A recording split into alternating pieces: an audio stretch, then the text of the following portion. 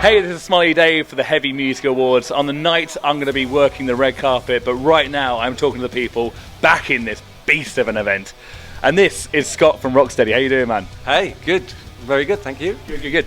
Now, could you give us a little overview of what Rocksteady is?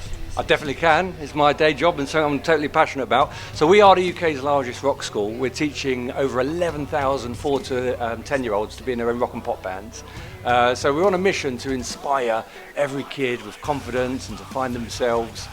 We work with a really unique methodology which effectively gets kids playing real music in their own bands within about 10 minutes. Can you believe that? Within 10 minutes you can be in your own band playing real music, making up your band names and hanging out with your crew.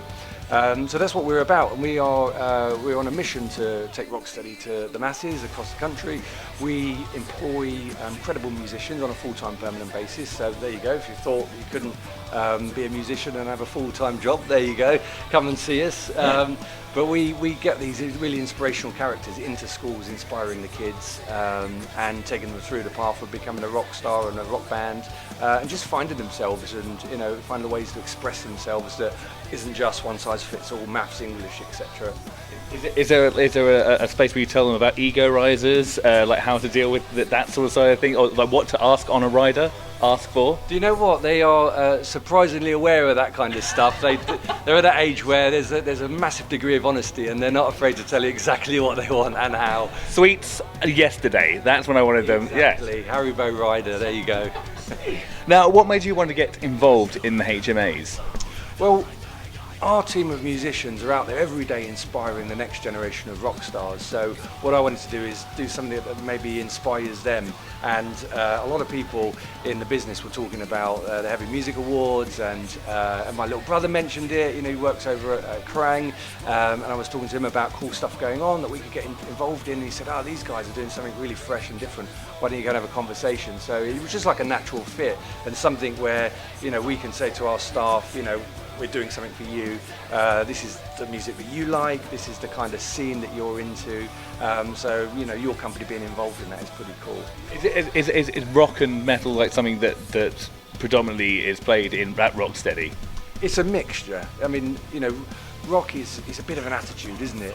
But the way that we run things, it's all child-led. So we're not going to say to kids, right, this is rock. You have to, like Led Zeppelin or Slipknot or whatever. The bassist is smiling. You're going to have a problem with it. That sort of thing. There you go. So frankly, feel free to bleep censor this if you like. We're as happy with them playing Katy Perry and Justin Bieber as we are, Slipknot. And who are these characters? Are they do well? They're up and coming. You might see them around somewhere, and you probably shared a beer with them somewhere and not even known about it. Have you seen a problem with the change from analog to digital? From your side of the business?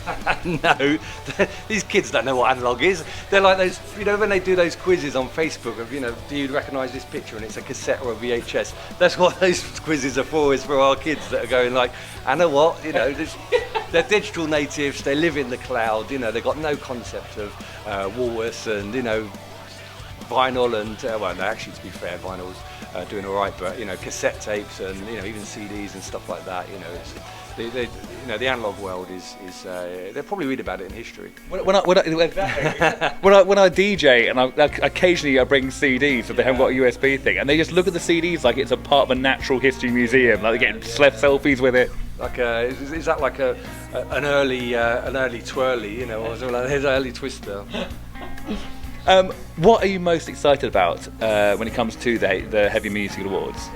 Frankly, just chilling out with everyone and having a beer and rocking out, and it's it's just really nice when people get together and celebrate the industry. There can be a lot of politics, or people want to go in one direction, or One Direction. There's another one for you. Look them up.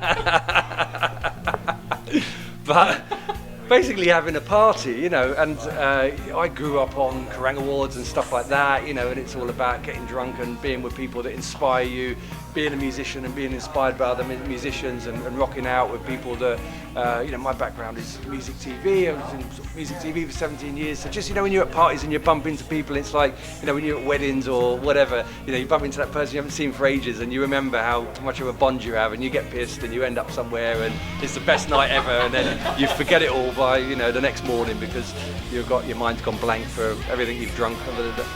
I always find that a rule of thumb when it comes to industry is never go to a second location with an industry person. That's always... Or if you're going to go second, you've just got to keep going until you pass out. Don't go halfway. Don't sort of, come for one, fuck off. You're lying. Or you're going out. You can lie to yourself, don't lie to me. How do you hope that the Heavy Music Awards will contribute to youth music coming out? I think it's one of these events where you can look and see people at the top of their game and have something to sort of aim for and aspire to. And certainly in our business, where it's all about giving kids confidence and then getting them to aspire to something big and getting them to realise that they don't have to look like their school teacher or their dad or their uncle. They can go and look the way they want to look and they can kind of be the way they want to be and can still be successful.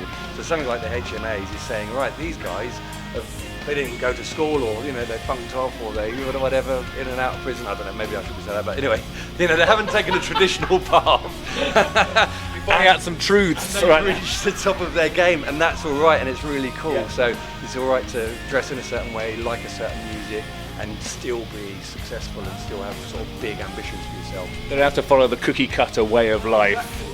To get where they want to be and they can still have fun and have incredible... Is that what they're calling it again now, is it? Oh, it's like Circle of Life, that's from the 80s, isn't it? It's secular.